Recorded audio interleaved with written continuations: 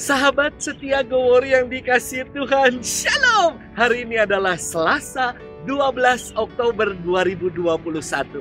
Hari ini kita akan merenungkan firman Tuhan yang diambil dari Injil Lukas 11 ayat 37 sampai dengan 41.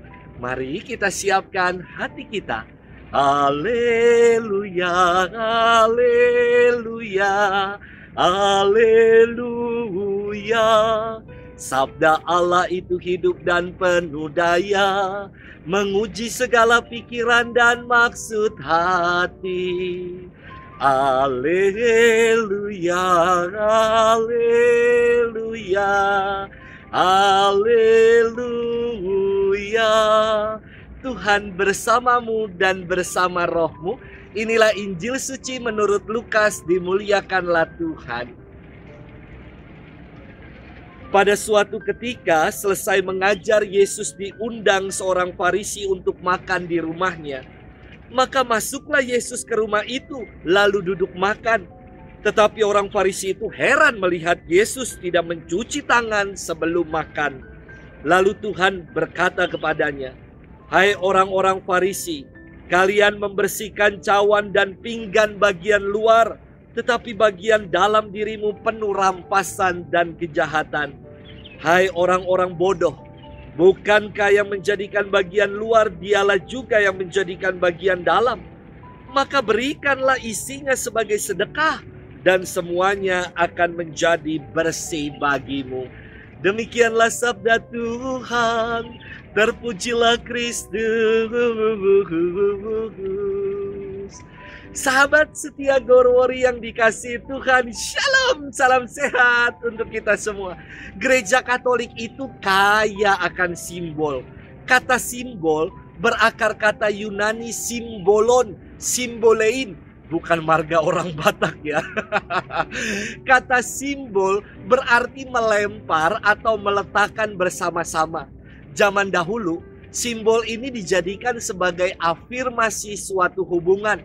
Ada kepingan yang dibagi, yang dipotong dalam dua bagian, dibawa masing-masing pihak. Saat melakukan pertemuan untuk mengafirmasi kebenaran yang bersangkutan, maka kepingan itu akan kembali disatukan menjadi simbol yang utuh. Sahabat setia Gowori yang dikasihi Tuhan, hari ini Yesus melakukan suatu tindakan simbolis untuk menegaskan pengajarannya. Ketika selesai mengajar, ia diundang makan di rumah seorang Farisi. Ia masuk ke rumah orang itu lalu duduk makan tanpa mencuci tangan, sehingga membuat orang-orang Farisi menjadi heran. Padahal inilah tindakan simbolis yang Yesus buat. Ia ingin bersabda, ingin mengajarkan orang-orang Farisi itu demikian. Hai kalian orang-orang Farisi, kalian membersihkan cawan dan pinggan bagian luar. Pinggan itu artinya adalah piring yang besar, tetapi bagian dalam dirimu penuh dengan rampasan dan kejahatan. Hai orang-orang bodoh, bukankah yang menjadikan bagian luar dialah juga yang menjadikan bagian dalam? Maka berikanlah isinya sebagai sedekah, dan semuanya akan menjadi bersih bagimu. Jelas sekali isi pengajaran Yesus, yakni kita diajak untuk menjadi bersih bagian dalam, dan yang dalam yang bersih itu memancar keluar akhirnya. Jangan lagi sibuk dengan hanya membersihkan, memoles bagian luaran, namun bagian dalam hati kita dipenuhi dengan kebencian, kemarahan, iri hati, dan dendam. Yesus ingin membongkar kedok-kedok orang Farisi yang bersembunyi di balik nama agama dan mengenakan kosmetika spiritual.